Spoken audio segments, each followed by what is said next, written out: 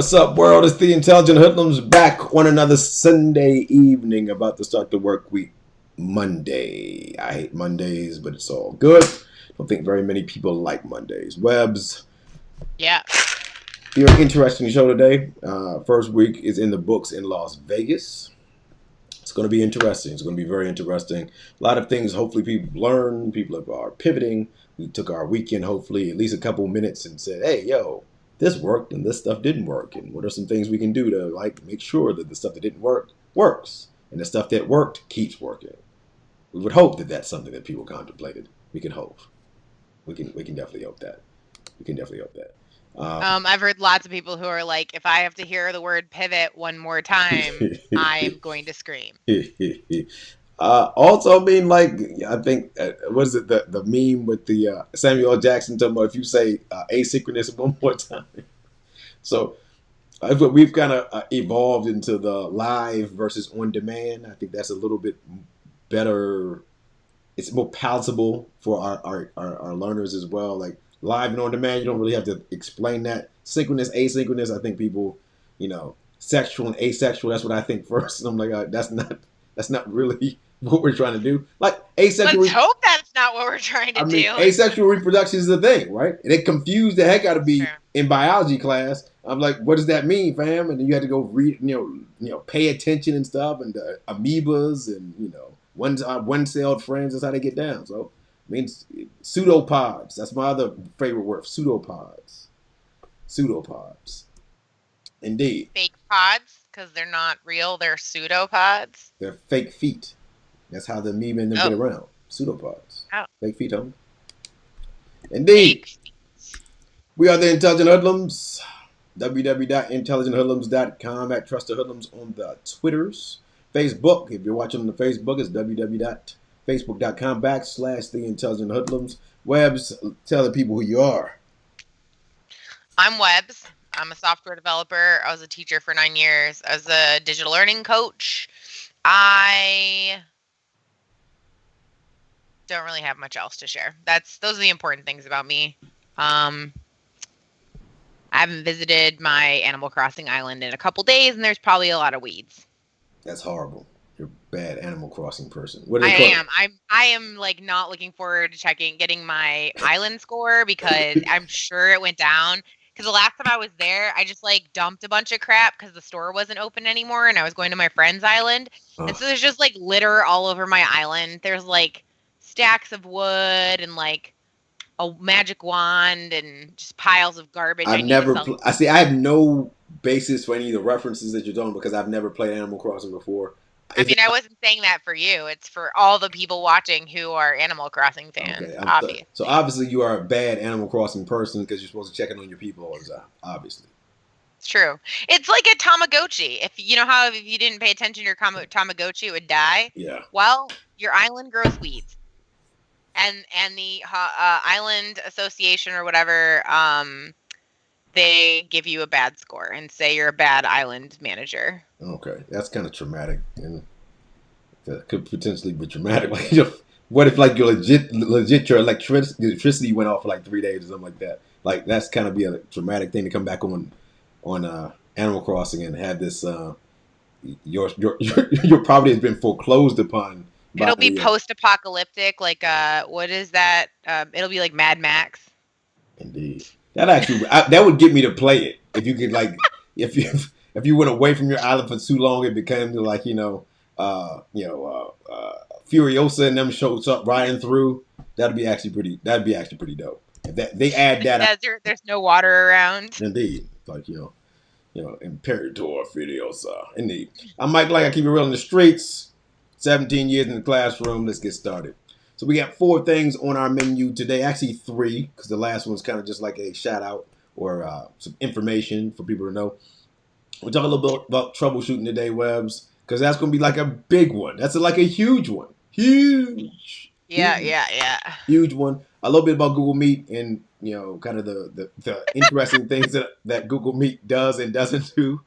The things that we discovered about it. Yeah, sometimes you got to take that dive down the magic hole, and sometimes when you get back up, you're like, oh my God, I didn't know how deep it was down there. In bed over everything. Again, keeping your students in one spot rather than having them traipse all over the internet. We've got teachers that are sending people back and forth between Canvas and Google Classroom. Like, pick a poison, stick to the poison, just so everyone knows what the deal is, man. They're like Patterns are hobbits important. trying to return the ring. Yeah, bro. I mean, yeah. Let's not have 6-year-olds trying to figure out the paths all over the internet and stuff like that. And then we're gonna just kind of spotlight our Patreon page. Uh, we're trying to hustle. We're trying to do what we do and provide freemium stuff like this, but also like some stuff for people that like want to play around with stuff. Right now, we're working on the Thanos protocol. I refer to Thanos very much because not that I do admire him in a sense, but not that I admire like the homicidal maniac part of Thanos.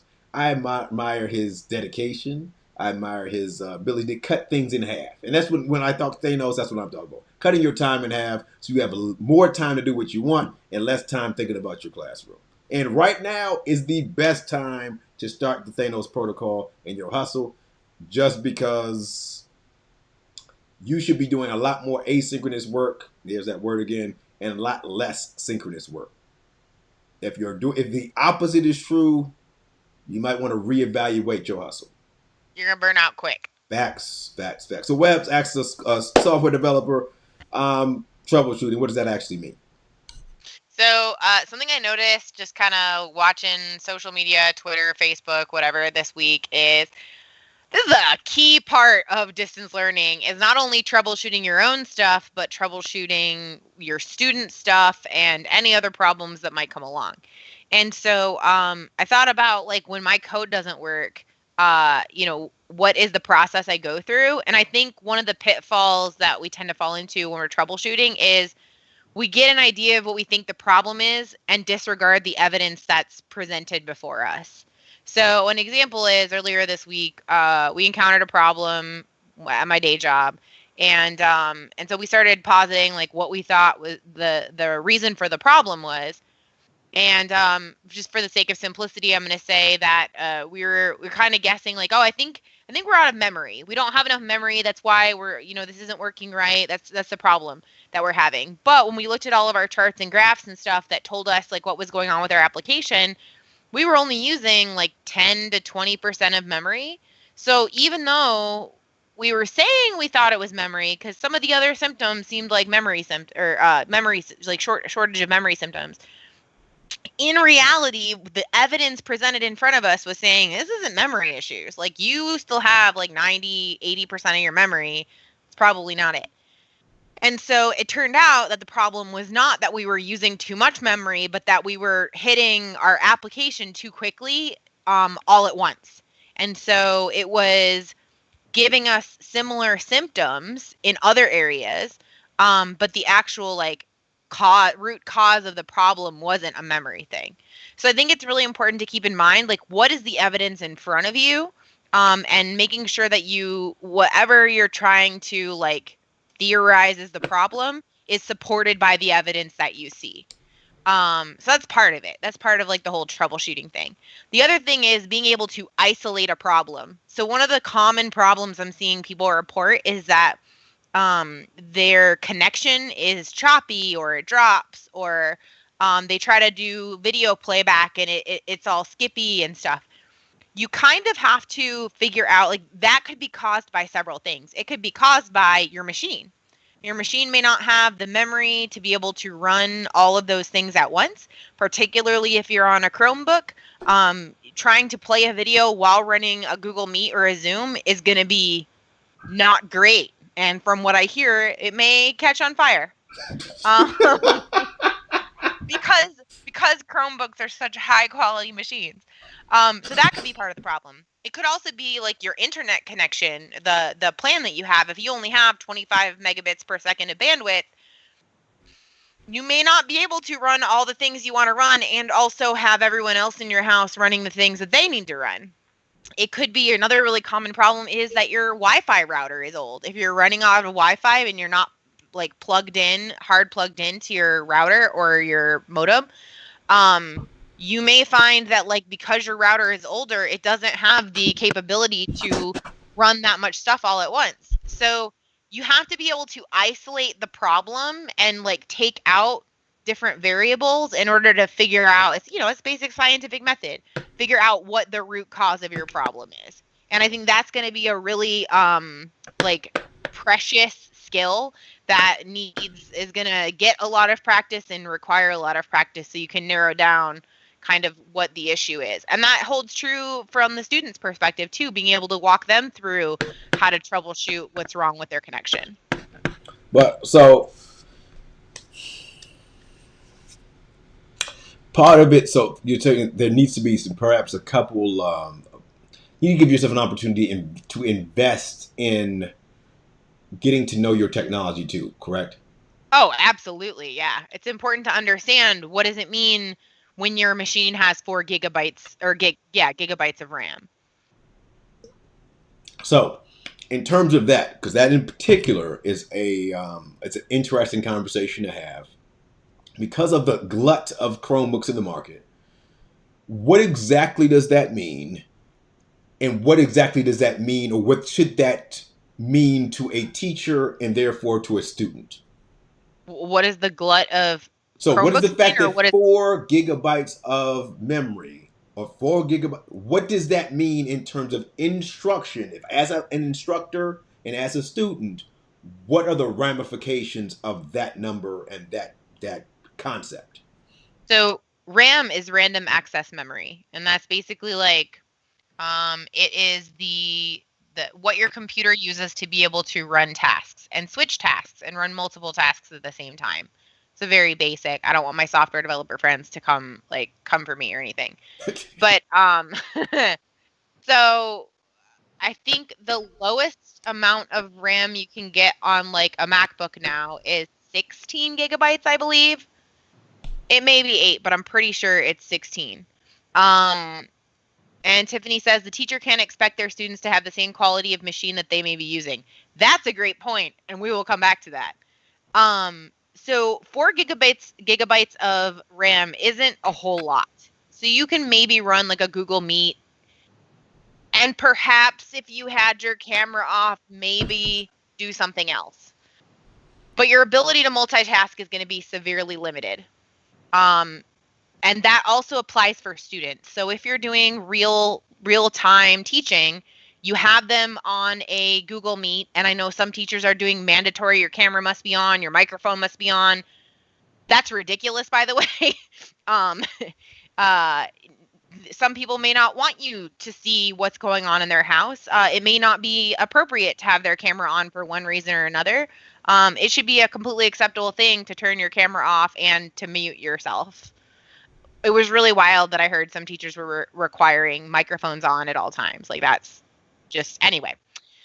So that's something to consider. If you're asking them to be part of this Google Meet and have their camera on and have their microphone on and you want them to go somewhere else, there's a real possibility they won't be able to do all those things. And their computer will disconnect, it will skip, it will crash, it will freeze. Like all of these things will happen. If you're a teacher using a Chromebook, you're going to experience the same thing. If you're trying to play a video for your students and also, you know, run a Google slide and also keep the Google Meet open and keep your camera on, you're going to run into problems. It's going to slow your machine down. It's going to be all skippy and laggy.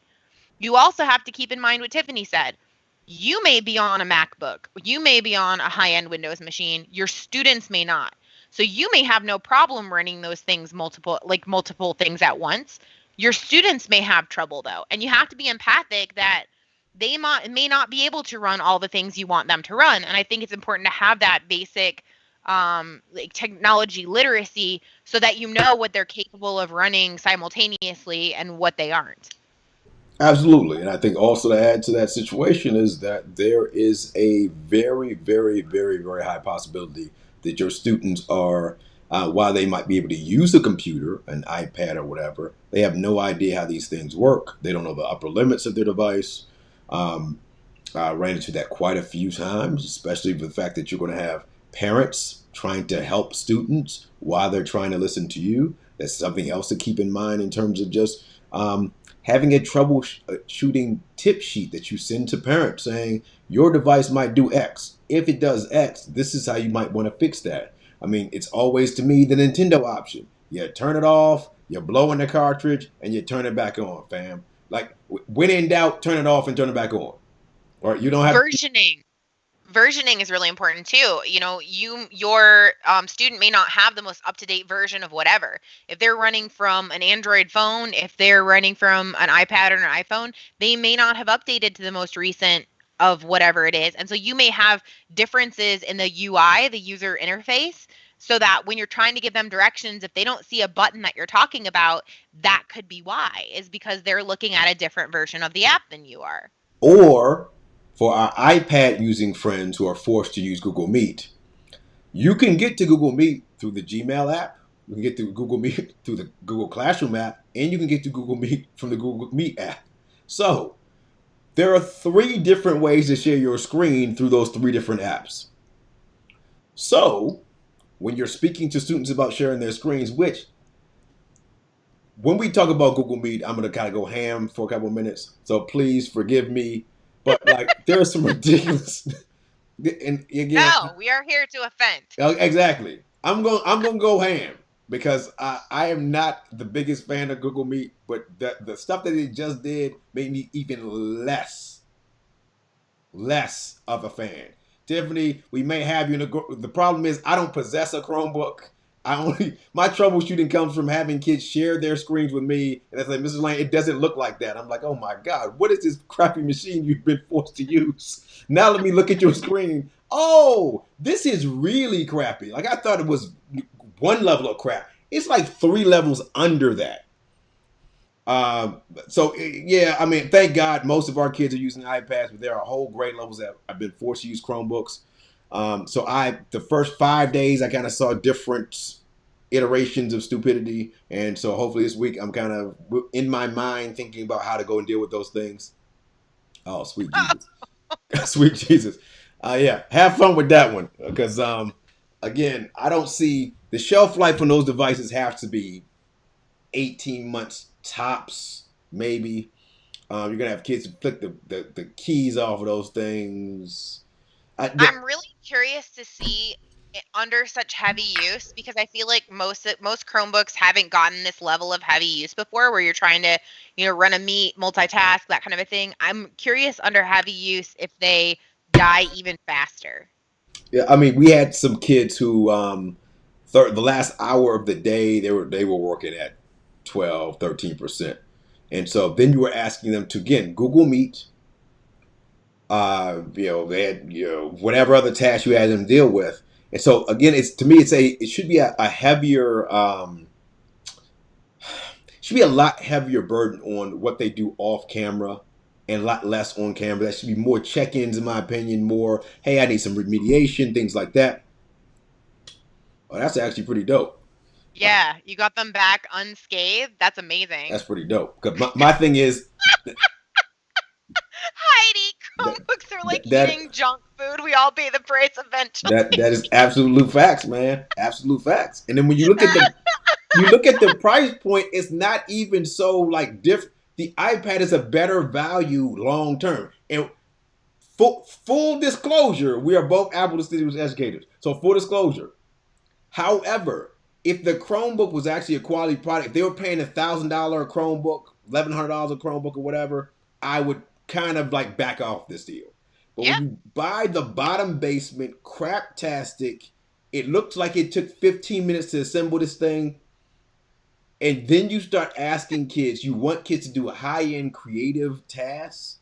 You realize that the device was built for productivity. That's what the device was built for, productivity. It wasn't built for kids to do all kind of crazy stuff. The engine isn't there to do all that.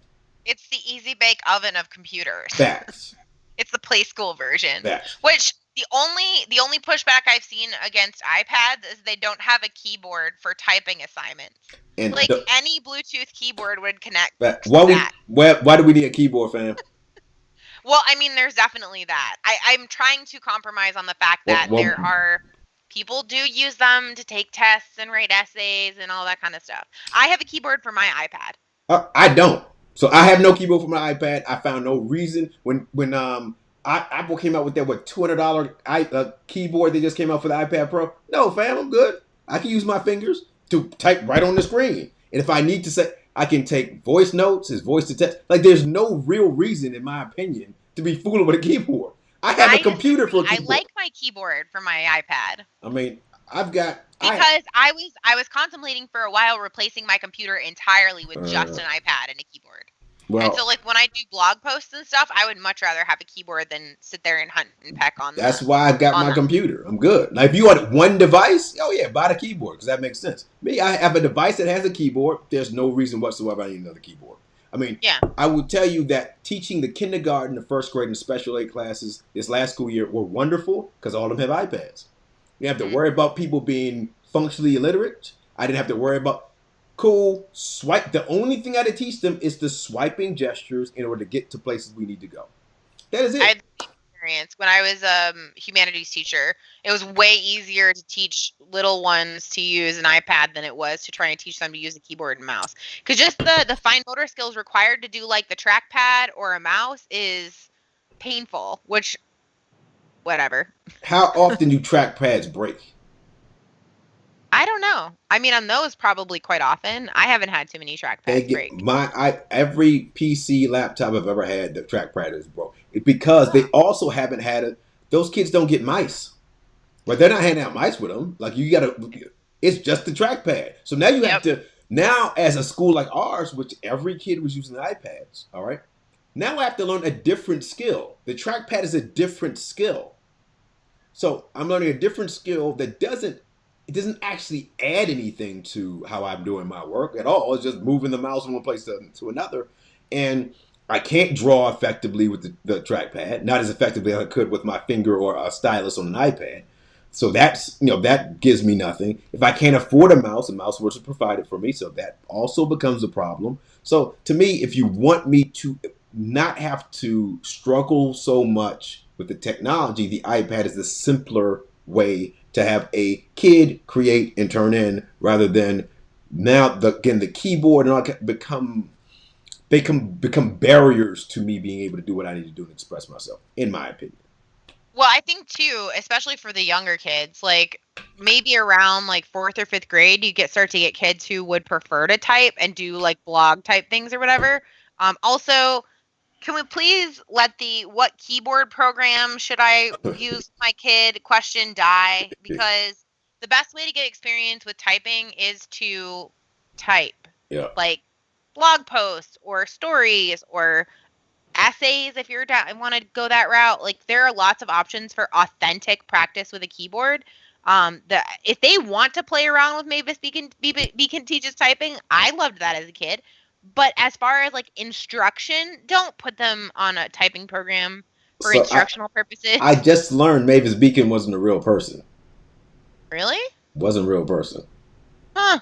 So it's even more hilarious. Like this made up lady is I teaching people how never to type. assumed Mavis Beacon was real. Oh, I assumed she was a real person. That's Mavis Beacon's type, but I was like, okay, obviously this is a person who was like a professional typist. That's like this world, not a real person, which is hilarious. So, indeed, I assumed Mavis Beacon was a real person my entire life.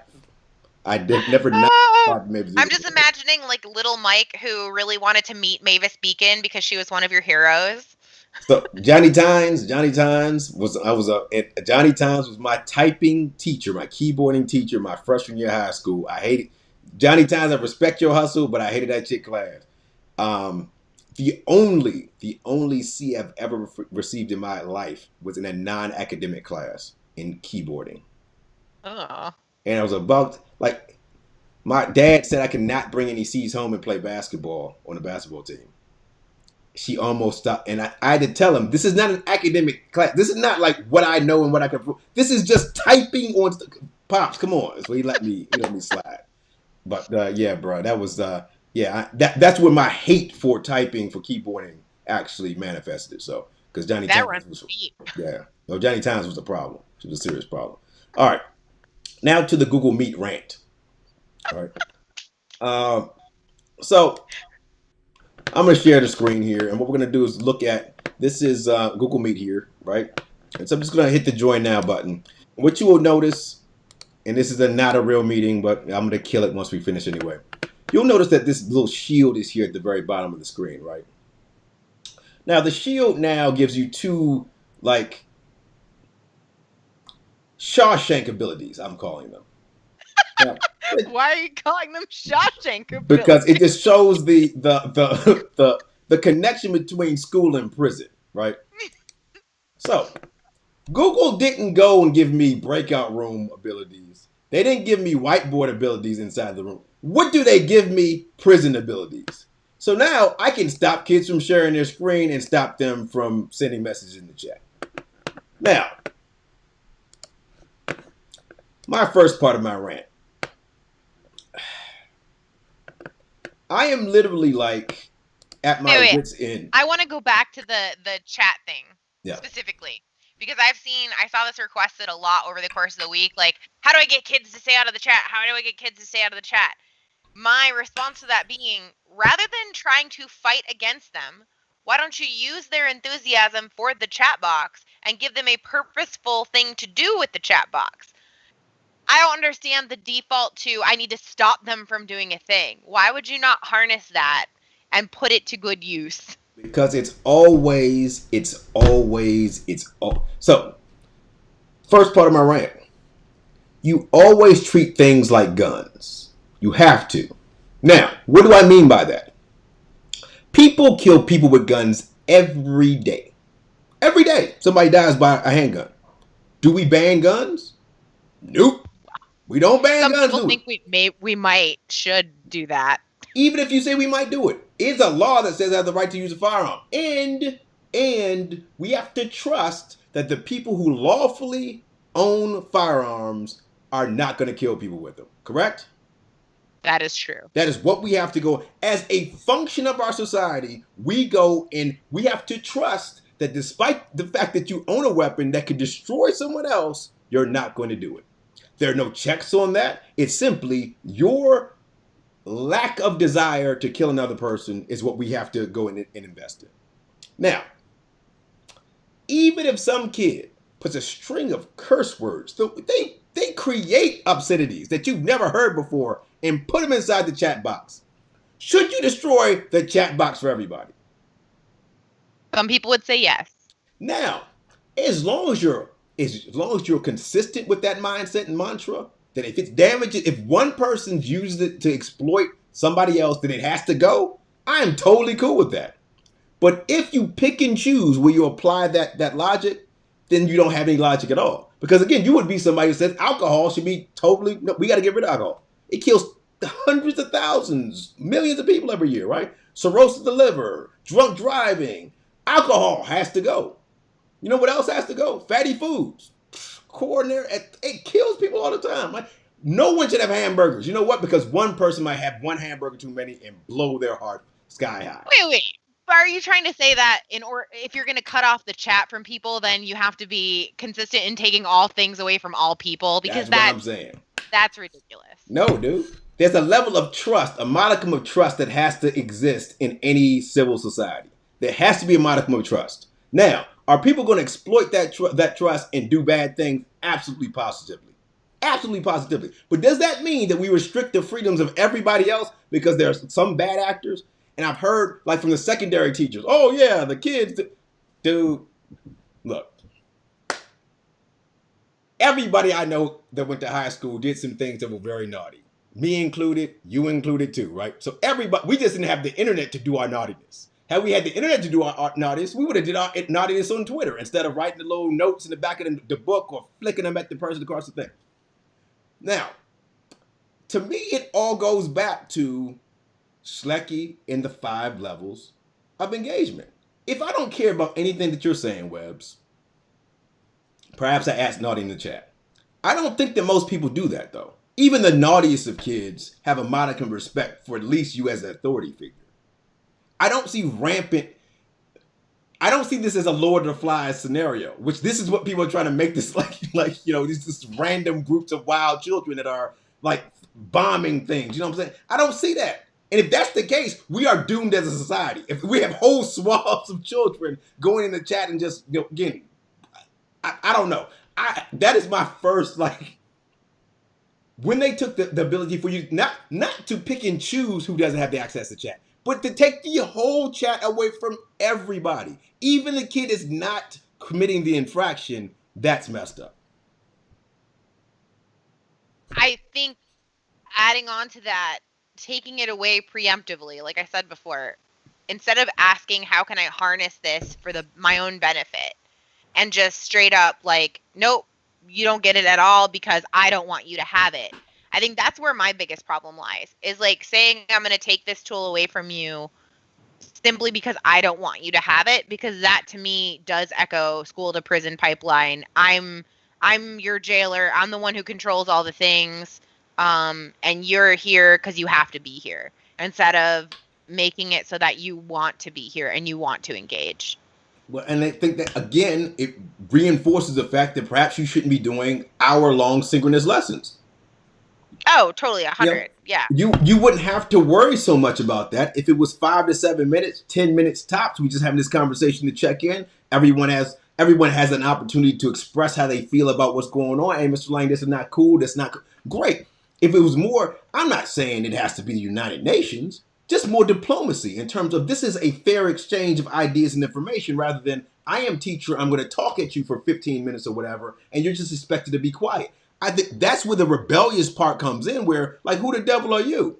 I'm also part of this scenario. I saw a tweet from a teacher, and actually, if Heidi's still watching, you may have seen the same one, because I want to say maybe you were the one who retweeted it, but don't quote me on that. It was a teacher who had said that I think it was she had been observing her own habits as a student in distance learning situations. And she noted that some of the things that she would do, like text with someone else who's in the meeting to ask questions or discuss things more deeply or whatever, talk in the chat about other things. She would take notes, so it would often look like she was not paying attention and looking down, because you couldn't see that she was, drawing, doing sketch notes, whatever. A lot of her behaviors that were keeping her engaged might have been perceived as Yes. inattentiveness. Yep. And so being aware of that, I was actually thinking about that the other day because I was doing sketch notes for a meeting, and I was like, I almost felt like I needed to share them after so that everybody knew, like, hey, I wasn't ignoring you or whatever. I was sketchnoting. I was like processing the information that's being presented to me. And even during like our stand-up meetings, during all kinds of meetings at work, like we talk in the chat all the time. And sometimes it's back channel conversation that sometimes comes up in the regular meeting, sometimes it doesn't. Like that's just a normal thing that we do in the professional world, is we use the chat for College back. and Yeah. career readiness. Ain't that what you? So in your job, do they cut off the chat? Oh God, no. It's So useful. Like it's really helpful. So don't tell me that you're trying to prepare some kid for a college and career readiness when in the college and career they don't cut the chat off. They go and say, Mm. "Okay, look, Bob, I just watched." You. It's not like as a teacher you can't read what's in the chat and say, "Oh my, Jimmy, why are you talking about X Y Z again?" Yeah. Or you know what, Bob, Fortnite is wonderful. Let Mr. Lang get through this next comment very quickly, and we can let you. You can have the floor and talk about Fortnite for 45 seconds or whatever it is. But not a scenario in which you are going to nuclear option something that if we're saying college and career ready, and that adult professional is able to utilize and harness this tool in order to ask questions, to converse with other people, or whatever. And back to your it doesn't look like I'm doing work. I multitask on all of my meetings. I'm in another tab building this stuff because I've got 35 other things to do.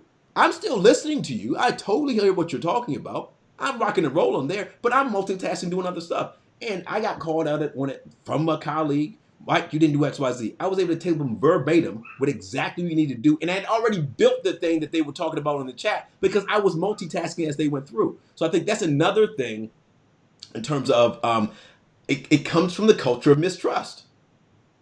The compliance piece is the reason why you have to comply is because I don't trust you not to comply. Which I think too, I was reading a book. It was actually about meetings, but one of the things they talked about was change and how people are inherently skeptical and distrustful when it comes to change. And so this is a lot of change. Also, going back to what you were saying before, if Bob wants to talk about Fortnite, that may be because this is all a lot.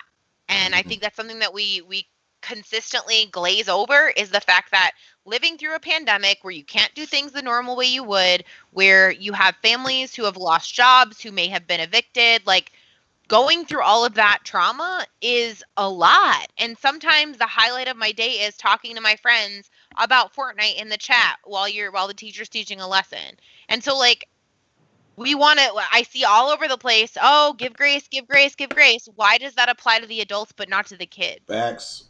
Big facts. Also, Heidi, it may not have been you. She said, I don't remember that tweet, but there were a lot this past week. You retweet a lot of the things that I like, so that's why I kind of assumed it came from you. But it may not have, so that's Yeah, totally so I fine. mean, but big facts with that. So that's my first Google Meet like Uber rant. In terms of like security. All right. So this is the other thing that kind of like Zoom got deboed earlier. Um, you know, the what Heidi, let me throw that on the screen. So Heidi just threw this. That's I mean, extremely correct. Extremely education's one of the, I say we moonwalk into the future in education, right? Our backs is to the future, and we just moonwalk on through. All right, we're looking backwards the entire time. One of the things I put on Facebook a couple days ago was in the late '80s when I was in elementary school. Had a great teacher, Miss Moses, who wasn't my homeroom teacher. She didn't become my teacher until I was in sixth grade. She taught us how to program MS DOS on Commodore 64 computers. Now, this is Washington D.C. This is the hood. This is a bunch of black kids in the inner city, and we're programmed on Commodore 64s. So as I am trying to be as empathetic as possible with everybody. Like I understand teachers, this was a lot of change and stuff in a very very short time. But we also can't be under the delusion that the computer and the internet was just created in March. Right? We can't be under the, like it's not a scenario in which these things just hey, suddenly the iPad, the Chromebook, oh, the internet. We allowed people not to have to develop the skills necessary to teach in the 21st century for a long time, a long time. And one of the pushbacks I get from teachers all the time is, "Oh, you can say this because you know how to do it." My undergraduate degree is not in instructional technology. My master's degree is not in instructional technology. You know how we learn how to do all this stuff, Webbs? How'd you learn how to do all this stuff, Webbs? Literally taught myself everything I know. Bada bing. So it's not a scenario in which like, yo, um, suddenly we went to school to do. No. We saw the future and said the future is the. In order to make sure you can feed yourself, you got to be able to use the device. And if we're going to talk about college and career readiness, which is always the saying, you can't be college and career ready, but you don't know how to utilize the technology. So it's just absolutely ridiculous that we have a scenario in which people again, I am all for grace, all for mercy. But again, don't lie like this was oh yeah, this no, the internet been around for a minute, homie. It's been around for a minute. Webs. So I had a tweet thread that I posted earlier in the week. Because there was a lot of like, self-congratulatory, we were rock stars, we did an amazing job, and no doubt, like this isn't an easy thing to figure this whole thing out. Like the whole, hey, you're gonna flip everything. What does that look like? Sure, that's difficult. I definitely acknowledge that, especially during a pandemic with all the things I just mentioned and all the trauma everyone's dealing with. Super challenging, no doubt. However, we can't, like you said, we can't pretend like this isn't something that we have been working on for a while. We were DLCs, what, 7 8 years ago. years ago, Yep. 8 years ago? How many classrooms and how many teachers did we encounter who were like, oh, no, I'm not a technology person. I literally have had people kick me out of their classroom because they wanted no part of technology. Well, what happens when the internet crashes? And I'm more of a paper pencil person. Like, and you still have people saying that even now. I'm a paper pencil person. Like I'm not into this distance learning thing. So while yes, it's challenging and yes, a lot of amazing things have happened, I think we do ourselves a disservice to pretend like we couldn't have prepared for this better. Because we were DLCs 7, 8 years ago trying to help people prepare for just this situation, and we had people kick us out of our classrooms, and that program ultimately got discontinued. Facts. So it's like we have chosen not to be prepared for this moment through all the choices that we made. So like, yeah, I get it. It's hard, and people have done great, but at the same time, like, we can't pretend like we couldn't have been better prepared for this. And the fact of the matter is, as much as it's a negative scenario, it's also a positive one. I think anyone who leaves this era in education with the belief that they can go back to teaching how they did before March of 2020 is somebody who needs to reevaluate their career choice.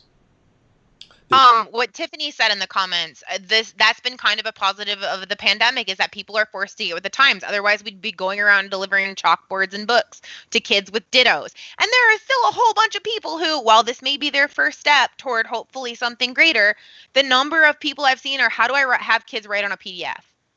Dude, that's a worksheet. You're having them do a worksheet. And maybe that's what you need for your sanity right now, okay? I'm really hoping you're building to something bigger. But if you do the worksheet thing and you stop there, like, that's a problem. Facts. Like, there are so many more engaging things that can be done with everyone having a device and access to the internet, that if all you're doing is a worksheet, like, that's sad. And I agree with Heidi. Like, I hope that this doesn't become we just go back to where we were. And Bree, you're welcome for us having this discussion, I guess. Oh, I mean, facts. I mean, the other thing that kind of Google Meet, and I'm glad you brought Bree up because Bree is a parent, correct? Yes. So, the other thing with Google Meets. So, we kind of jumped down the rabbit hole and kind of just started playing around with like QAing some of the Google Meet thing. I'm not a Google Meet fan, but there are a lot of issues in terms of how that stuff popped off. Go ahead, Webbs. If you are a parent, please stay tuned in, because this will be super important to you. And yes, Tiffany, worksheets do not grow dendrites. I have that book. So, in the grand scheme of things, all right, this is going to be very, very important in that the first week, at least in my local school district, there was a a document set out that you were supposed to let parents into some of the Google Meets because knew whose email was who, which I didn't understand that at the time. I think that's still very silly, but it is what it is. Now, we begin, and Webbs, I'm going to ask you to explain this. People said they were hacked. Webbs, were their Google Meets hacked? So I'm sure, like, it is a very real possibility that there are some people out there whose Google Meets were hacked. But one of the number one, like, security compromises that happens is a failure to set controls correctly, which is more likely the problem. And as we did our QAing earlier, discovered why that may have been the case. But yeah, like, one of the number one ways that there are security compromises is because the person setting up the thing doesn't understand or makes a mistake with the security controls. One example, there was a school district in California where a Google Sheet with all kinds of personal information of students and families was released to anyone who wanted access to it, because they failed to set the controls to be so that only people within the organization could see it. So it was one of those, oh, as long as I share this link, the person can see it. Well, there are, like, bots and things out there that will troll for open Google links like that and see if there's any information worth grabbing, and then grab that information. In this case, it's likely that if you got Zoom bombed, which now I feel like should be called, like, meat bombed. If you got meat bombed, it was because either you let someone in who didn't have your organization's email address, you assumed it was a parent and it wasn't, or that Google Meet link was open to just about anybody who clicked on it or guessed what that combo of admission letters, numbers, whatever would be. So let me walk you through my journey the last 10 days. So again, I'm sitting fooling around, and I hit Webbs up last week. I was like, hey, yo, Webbs, check these Google Meet links. I want to see which ones are secure, which ones aren't. Webbs goes through all of them, like what? We say 80% of them, anybody could have joined. Yep. So immediately, I scrapped the whole program. Like, hey, we're done. We got to find a better way to do this to ensure that our students are safe. This was like, what, Tuesday? Mm-hmm. Monday, Tuesday. So I'm like, okay, cool. Let me go and find. We need to have a better protocol to ensure that all students would have even if it causes some pain points for parents, that their kids are going to be in meetings that are secure. That we would have the expectation that any information that happened in those meetings would not be damaging to our students. So what we discovered was the following, and this is still true despite the little bit of security upgrades that have happened over the weekend. If you create, as a teacher, if you create your Google Meets through the calendar option, right? So you're actually creating meetings that way. This also includes using the Google Meet add-on or app inside of Canvas. So it's the same hustle. What you are going to have is a scenario in which you will still get the, so if I were to send that link to web, you would still have the opportunity to allow someone in that's not inside of your organization, which I'm going to posit at least 9 out of 10 of those hacks were somebody just letting someone into the meeting because it seemed like somebody that was cool or whatever it was. And suddenly I have this person yelling and screaming obscenities or whatever it was.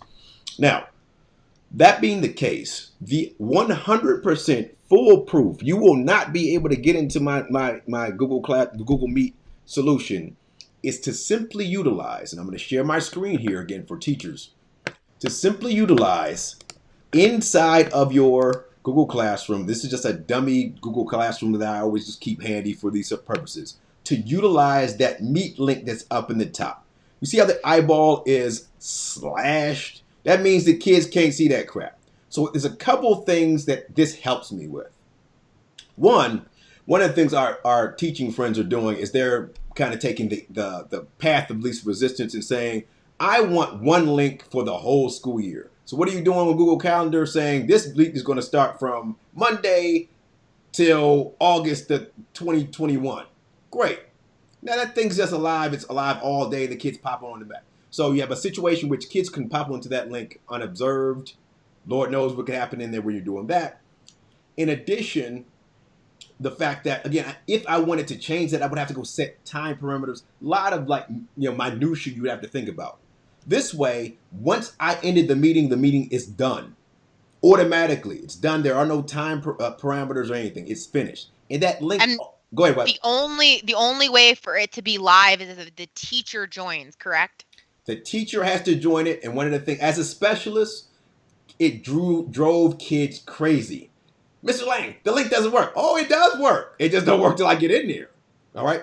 When I get in there, the link is live. Kids can join. We can handle our business, and then I have the power to mute them and forcibly remove kids or whatever if I need to. If you need to do the prison stuff, you can still do the prison stuff. It's all there. All right. So you want to get Shawshank, the Shawshank abilities are there. You can kick kids out or whatever. But again, that link's only live when a teacher joins it. Now, the drawback to this, if you're a specialist like myself, is the following. And this is the super important part that I think is important for parents as well. The drawback would be, and I'm going to make ourselves full screen again, the following. Now, you might have parents, grandparents, cousin, friend who are Siblings. all sibling all logged into the same device, right? Ideally, when we said there was one device per student, we didn't think about the fact that mom, dad, sister, brother, cousin might not have another device and they may be utilizing this device as well. So you have somebody who logs in as themselves. This is especially problematic on iPads in that if you have multiple browsers, different people could be logging in different browsers, and then it gets really wacky on the back end in terms of who's going into what meeting, etc. So what was happening to us last week when I changed the protocol was the following. You had parents say, oh my God, I can't get in this meeting. Like, Or I'm in this meeting and there's no one else here. and I would go check the meeting, but the teacher would say, text me or email me like that. The meeting, I jump in there, it's like 20 kids in the meeting. I'm like, no, the meeting is going on. No, this parent's telling me they can't get on. So kind of irked me the whole week until earlier today, I go to Webs and I'm like, yo, check this out for me. So I shoot her the link and I'm sitting in the room waiting for her. And she's like, look, I'm in here. Nobody's in here. I'm like, what? So tell me the name of the room. And she gives me the letters and the little name. And so I said, okay, I'm going to screenshot my meeting and I'm going to send you the screenshot of my meeting. And I The said, I'm going to do the same thing. I'll screenshot my meeting. I'll send you a picture of my meeting. the exact same letters. Exactly. Now, Webbs, can you explain what happened? Yes, I can. So now I don't know Google's back end, but this is what we think based on the evidence to bring it back to troubleshooting is probably happening. So I was signed in with my Intelligent Hoodlums email account. And when I clicked his link, because I'm not part of his organization, if you look at the Google Classroom links for meetings, there's a little section of the URL that says lookup. So it's probably looking within my organization to see, hey, does this meeting exist? And in this case, the organization is the Intelligent Hoodlums. It's not the school district. Nope, it doesn't exist, so I'm going to create it for you. And it creates a new meeting with that shortcut name that matches Mike's, but it's in my organization, the Intelligent Hoodlums, not in the school district organization. So what a lot of parents have probably been experiencing, if you've had this where you're sitting in a meeting by yourself or whatever, is that if you're logged in as you and your email address, or you're logged in as your business or whatever, because a lot of people use Gmail for their business, then you click the link the teacher gives you. If you're logged in as the parent's email belonging to, like, acmecorp.com, it will generate a meeting within your organization with that same meeting code. So you end up with like parallel universes. Like Yep. both are true, they're just Yep. true in different places. And Yep. so that definitely, with 312,000 students and their parents doing, that had to happen at least, what you say, 100 times, 125 times, 150 times, more than that. Yeah, probably more than that. So one of the things to think about troubleshooting, go ahead, Webs. Because there is no warning, right? So there is nothing that tells you that you're being redirected to a different organization. You don't know what organization that link came from. Nothing. There is no indication that you're being redirected. It's simply, if it looks it up and it doesn't exist, it just creates it for you. And then you would have a scenario in which you as parent might get upset, oh my God, where's the teacher? My son has been sitting in this thing for 10, 15 minutes, when in fact it's not that the class is still going on, it's just going on without you. So if you have a scenario in which teachers are saying parents are complaining about not being in the meeting or whatever, there's a very high likelihood that they are double logged in somewhere. This is especially, again, highly likely if you're dealing with iPads, because you can log into different Google instances in different browsers. So we used to have this happen all of the time when we were face to face. So one of the things that constantly happened with our students was they would go through and say, Mr. Lai, I can't get there. You're like, all right, what are you telling me you can't get there? And it would be a scenario in which that kid wasn't logged in as themselves into in Chrome. There was another kid logged into Chrome as a different kid in a different class, and suddenly I had an iPad from Bob. We had to log Bob out of all the instances and log you into all the instances, and then suddenly you were good to go. So Yeah. definitely something that to kind of think about with your Google Meets. I personally, even if your teachers aren't using Google Classroom for anything, have them set up a dummy Google Classroom that could just farm Google Meet links out of. They're going to be more secure. As long as the kid is logged in with a ccsd.net email address, it will work perfectly fine. Won't be a problem at all. They won't have to worry about, again, there being any issues with people being able to get on after they get off the meeting, not having any of the abilities to mute kids or anything like that. And they can simply just farm, again, different Google Meets codes anytime that they need them. It's one of the things we're doing for our kindergarten. Our kindergartners are not using Google Classroom, but every kindergarten teacher has a dummy Google Classroom setup that can just farm Google Meets out of. So it would be, to me, it's the most secure way to do it. It's a little bit of extra work at the beginning, but once you get the links in there, you're good to go. Like, it takes care of itself, and you don't have to worry about keeping up with Google Calendar, wondering about what permissions are in Google Calendar. It's going to save you a lot of headache in the long run just by creating, again, a dummy Google Classroom. You don't have to have it even in the teacher's name. It just needs to be inside the organization. Go ahead, Webbs. If a kid does a kid have to be enrolled in the class to be allowed to enter, or you'd still have the issue of if kids got a hold of the link, they could share it with one another? So which means, again, that not making it visible is the most powerful part of the Google Meet. So I don't need to have it visible for you. I can hide it in the button if you want. Like a lot of the things that we're experiencing, I think just David Copperfield type stuff solves it, right? Just sleight of hand. If you're using Canvas, just hide in the button. Just, the link is in the button. Great, I click it, whatever. The link, the actual URL is of no consequence to most of the kids. Now, if you have the URL just sitting in a document someplace where it says, this is the URL for the Google Meet, that's a different conversation. But what we did in Google Classroom, for example, is, again, all of the actual codes are invisible to students, and we simply built a piece of material inside the class that says Mr. Lang's Google Meet. URL is in there, you just push the button, we do what we need to do. So I think a lot of it is just obfuscating it, making it difficult. A lot of kids a kid with high-end tech skills, there's very little you're going to do to that kid in the first place. They're going to find ways around stuff. But we call that security through obscurity. Yeah. I mean, generally, most of the kids are not going to do that much work to find your funky link to go and act the fool on it. And remember, the other security protocol there is they can't even use the link unless you were on it. So the teacher not being there doesn't make the link live. So which is what Tiffany just mentioned in the comments again. Yeah, like, yo, that's cool that you got the link. It doesn't do anything unless somebody's in there. And if you were to join it and you weren't part of my class, I can forcibly remove you. So to me, again, the best strategy for the scenario, far better than using the calendar situation. It's far more secure. And it also, if you're a lower skilled tech teacher, it leaves a lot of the guesswork out of it. Because one of the things we haven't talked about, given the number of different permutations of how we're doing stuff, is cognitive overload for the teacher as they're teaching.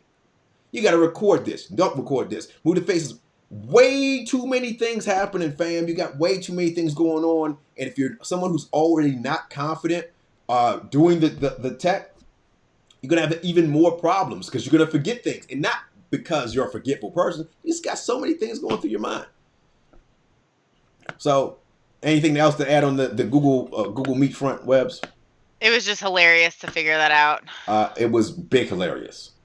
It's the closest to being on Earth 2 I think I've ever gotten. I mean, it was like the Marvel parallel universes. What's the thing? Since you're a DC person, the Flashpoint. Yeah. It was Flashpoint. Yeah.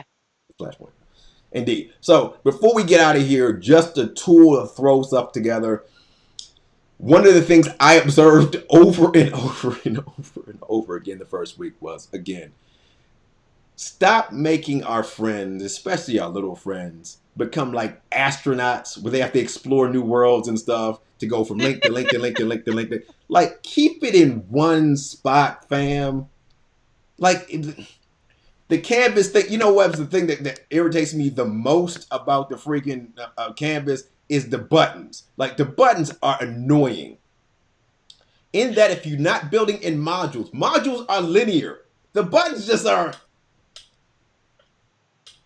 It feels like a lot of work to me. Like, honestly, that's my biggest beef with them, is it seems like a lot of work to have to like switch out links, and what if a link breaks, and especially if you're doing them for like every day or every week, like, are you gonna have 180 buttons? But also, again, I think it comes down to your kind of, and that's the reason why I like working with you, because I get this other perspective of like the software, like really the analysis portion of that is, you got to think about your user all the time, right? The user is important. And what I don't want to do is irritate my user and make my user not come back to my product. So keeping things nice and linear, this is the form we're going to use. It's always going to look like this. Here it is. It's going to walk you through all the steps and stuff. It's going to be intuitive. I think that's important. That's really important, actually. So how can we take websites that don't give us the embed option and embed them anyway? So here's how we can do it. All right, so here's my canvas, and I'm just gonna let's create a new module. I could have done it that way too. I'm just gonna say test, right? Great, and I'm gonna go, and for right now I'm gonna build a page, but this would be the same as anything inside of Canvas. Bob's Burgers. Shout out to Bob's Burgers too. Great cartoon. Anyway, so Bob's Burgers is there. Great, fine, dandy. I'm going to go to that edit button. And we've talked a lot about, again, that embeddability is the superpower. It keeps things all in one place. I can take things from other places and rock and roll. All right, now, just for kicks and giggles, here's Kahoot. Am I gonna say I believe Kahoot already has a Canvas integration or something like that, so that it exists. But I'm gonna use it Kahoot just because I thought Kahoot would be something there. All right, great. Here's Kahoot. I'm using this as a the homework function, the assign function that's in Kahoot, and like shout out to Kahoot getting your money. You all getting your money now, Kahoot. I'm seeing that y'all getting paid. Big ups. One day when I grow up, I'm gonna be Kahoot too. So I'm gonna copy that link. All right. But I'm going to go to this new tool. This is really not new tool. It's a tool that's been around for a while called iframe generator. So the iframe generator is going to say, I want to build an embed code for something that does not natively have an embed code. So I'm going to paste that inside there, and that's that deal there, right? Cool. Up here, I'm going to say the name of this joint is going to be Kahoot. The width, I'm going to make that 1200 by 800 pixels. That'll make sure it'll go full screen if I need it. Don't care about that. Don't need the scroll bar. We're good.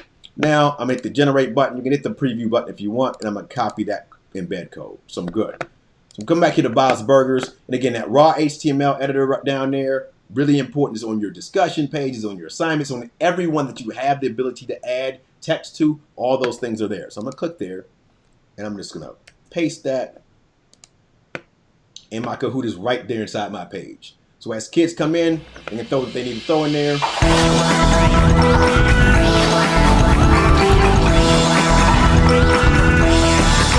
Sideshow Kids. So Sideshow Kid, again, the cool thing about the Kahoots, man, throwing the videos behind it and all kinds of stuff like that, like really exploit that. But great, fine, dandy. But we're always about Thanos tools here, right? Thanos tools, cutting stuff in half. And again, I've said it 50 million times, Webs, Wiser. No one beats Wiser. No one beats Wiser. No one beats Wiser for this, especially for little kids. So I'm going to go to Wiser really quickly, app.wiser.me. And again, the reason why I like this so much is that the fact that that embed tool, it's linear. It goes up and down. I can start at the beginning and finish at the end. But that embed tool means that literally nothing on the internet, especially when paired with the iframe generator, nothing on the internet is without my bounds outside of some very high-end websites. Apple won't let you embed the iframe theirs. Microsoft won't let you do it, and Google won't let you do it either. So there'll be some. Go ahead, Webs. I just realized I know why they won't let you. So part of so iframes can be a security issue. So we saw this actually with Curriculum Engine. You used to be able to embed Curriculum Engine in an iframe, and if I can do that, then I can set up my own dummy website, make it look like it's Curriculum Engine, and then put up like a dummy pop-up that will capture people's username and password. So unless you're on the web side of intellect and stuff and software development, us mere mortals, your 6 or 7 year old kid ain't gonna think about that. Would you say, Webs? That's why you can't embed certain sites, is because it's a security issue. So those sites will let you know that you can't embed them, but yeah. Kahoot ain't no beef with it. We're good to go. Generally, all the websites that I've been playing around with the last 3 or 4 days, let me do this fine. So again, here's my Wiser. I can put my title there, my instructions. I can leave the voice instructions and the video instructions. Again, the power of being able to differentiate for my students. If you want to hear it, you can hear my situation. You want to read it, you can read it. If you want to watch me, you can watch me. But again, I want to put that Kahoot in there, and what happens? My Kahoot goes right inside that page.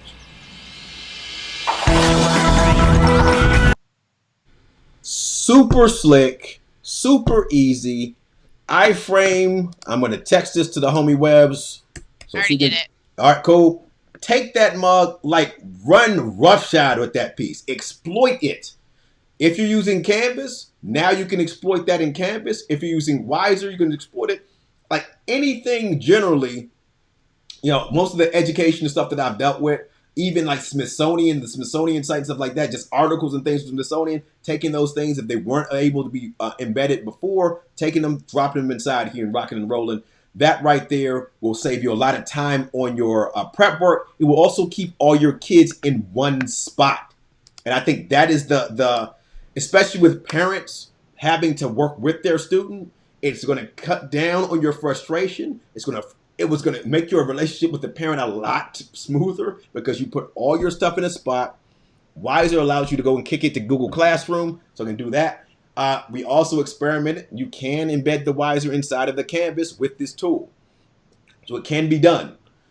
So I'm of the idea that we are now in the edutainment portion of our society, in which you have to be able to get those kids back every day, because they can make other choices. They can Xbox it, they can Fortnite it, they can decide that I'm going to go outside and play. How do you make sure that that kid shows up every day to Without it interact? being Shawshank. Exactly. And I think the best restaurants don't force you to eat their food. They make you want to come back and eat their food. The best experiences you have, Disneyland does not have to lock people in Disneyland. There's a reason why that happened. The reason why people want to brave the COVID to go see Mickey Mouse. You know, that's a real thing. So, in the grand scheme of things, that iframe generator is a beautiful tool. It will allow you to make yourself very, very efficient in the way that you're doing your situation, but also like it gives you that pattern. I'm going to have this pattern every day. When Bob comes to class, all of your links are in one place, all your activities in one place. We're only conversing about how did you feel last night? Did you go do the bird, watch birds out your window again, whatever, and less of the oh my goodness, I need to lock the chat down because they're going to be yelling obscenities at one another. I mean, come on, fam. Yeah. Webs, anything to add? I don't think so. I think we covered a lot. Absolute facts. I mean, I don't know, dude. I think I'm hopeful. I'm a little. I do have some of my own trepidations, but I'm hopeful that people are going to get on the good foot and and handle this. The Chromebooks are crappy, and I'm gonna say that publicly. Chromebooks are crappy.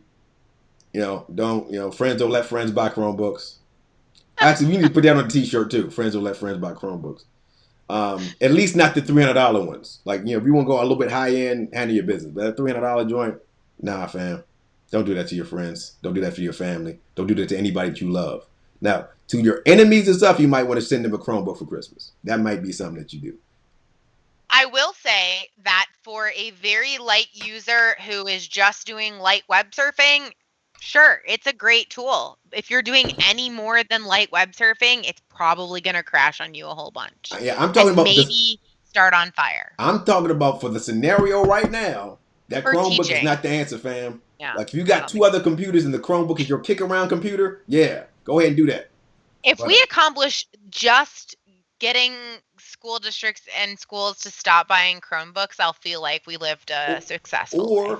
put pressure on Google to like make the product better. Like put Yeah, 8 that gigs of too. RAM That on would it. be Like fine. I wouldn't have no beef with it if you improve the product. But at that price point with those specs, nah, fam. Mm-mm. Yeah. Mm-mm. Bree Mm-mm. says I'd buy that shirt. Yeah, I mean, we're gonna have to do that. Well, I got a couple shirts in my head. Like we're here to offend people. That has to be on the shirt as well, because that's absolute facts as well. But we do the freeness. We try to help people out and stuff like that, and we want to learn with you and for you. That being the case, the Patreon page, Webs, plug that mug. Yeah, so we rebooted our Patreon page. And if you're not familiar with Patreon, it's basically just like a closed community. If you sign up, it's $10 a month. That's all we have is the $10 a month tier. And we'll provide some sneak previews of things that we're working on, some exclusive content. I'm giving her Chromebook back, and I got her a new laptop. That's what a good mother looks like. Hey, some people gotta work with what they have. Oh, facts. What I'm saying is, if you got choices, make better choices, fam. Yeah. And they So, should have. but anyway, Go ahead, Webs. yeah. Oh, I was just gonna say. So anyway, yeah. So exclusive content, some sneak previews, that kind of a thing. That'll all be on there. And that's our only plan for right now, is just to have that one tier, because that's fine. We just gonna act the fool and do our normal foolishness that we usually do. Thanos is coming, so the Thanos protocol hopefully will be done by the end of the night, probably tomorrow. We're gonna drop that stuff in there, and on Thursday when we have the Thursday night hoodlums little joint, we'll talk a little bit about Thanos, because I think Thanos is the how do you cut things in half. And I think right now we are poised to revolutionize how education is done in our country and the world by making processes more efficient and less. I have to walk you through everything, letting the kids explore, letting the kids be part of the story rather than the passive participants in the story, letting them write their own stories, and also just trusting people. I think that is my biggest problem, Webs, in this whole hustle. It's like you don't. I have to have you in the video for 4 hours because I don't trust you. Not to, if you're left to your own devices, you're not going to do any work because you're a lazy such and such and so and so. So I mean, just keep it in 100. Like I think that there's a scenario in which kids are going to be better off after this if given opportunities to go and explore, come back to you as facilitator, as advisor, as mentor, rather than again prison warden. Because that's what I see now. Is the prison warden thing is like. And I think we joke around about that, but I mean, there's solid research about the school to prison pipeline, and I think that some of the distance learning and the tendencies we see with distance learning even further reinforce that, unfortunately. So I think that's a real discussion to have within your PLCs. If if you are recognizing it in your own teaching, if you see it in other folks teaching, like it's your responsibility to bring that up and to adjust your practices so that they're not Shawshank practices. Facts. Free Andy Dufresne, man. Free Andy Dufresne. Yeah, So, we got another T-shirt. indeed, indeed. That's that. Dude, we just coming up with just this random off the cuff type stuff, homie. Off the cuff. But anyway, Do the thing. I'm about to do the thing. Okay. God bless you. God bless America, Belgium, France, United Arab Emirates, Liechtenstein, all them places. Much love. We out until Thursday. We will see you Thursday at 6 with another episode of Just Hoodlums, just talking random mess about random stuff that we come up in like like what, couple days before we're like, hey, yo, when we talk about this. If you got other stuff to holler at, shoot us the stuff on Twitter or whatever, Facebook. Be like, look, hey, why don't y'all talk about this? Also, we're gonna do. Well, this is something I ain't talked to you on off air about. We're gonna have some special guests and stuff, and kind of have them come throw in the mix, so we can actually ask them like random, interesting things about what they do. I really want to have Valerie back on at this point because she's a very, very, very informative, but also very entertaining interview. But I really want to get her idea about, as a remote worker who does not have a background in education, like what she is perceiving about how a lot of this stuff is going on. I'm really interested in having that conversation. So if you could make that happen, that would be very, very dope. I can talk to her, yeah. Indeed.